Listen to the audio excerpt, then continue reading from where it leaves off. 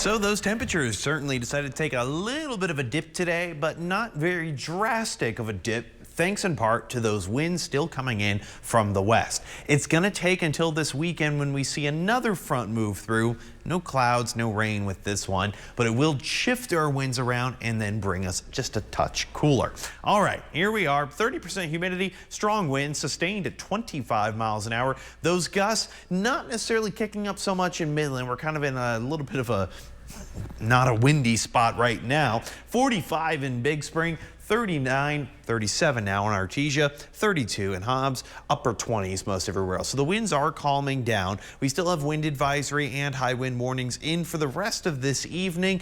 We'll see if the National Weather Service renews this for tomorrow because we are still expected to see some of those strong gusts continue. All right, where's the cold front now? Well, it's past San Angelo, it's past Eastland, still affecting Brownwood, Brady, Sonora, but all that cloud cover is going along with it. So we're back with very dry conditions and very windy conditions.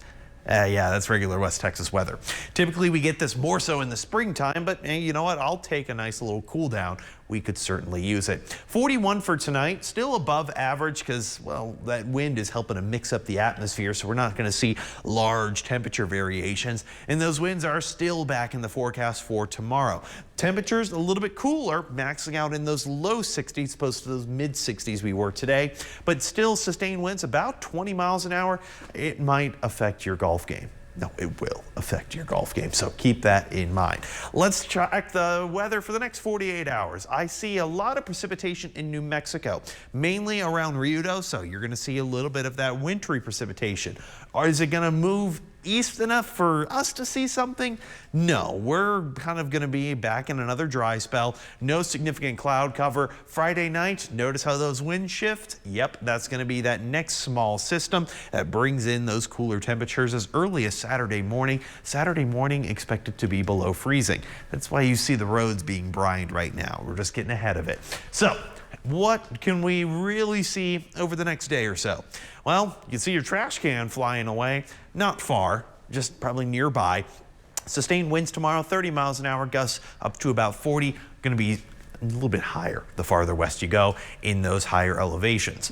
All right. Here's that big cool down by Saturday. It kind of stays pretty steady. 20s for the lows, 50s for the highs. We warm back up for pretty much the middle of next week, and then it looks to be another cold front coming in just in time for next weekend, where we drop down into those 20s and 30s once again with 50s for the highs, right where we should be for this time of year. But it feels so much colder because we've been so hot, not just this year, but much of last year. Juliana? And I know you're excited for that, Jordan. Coming up after the break, the Department of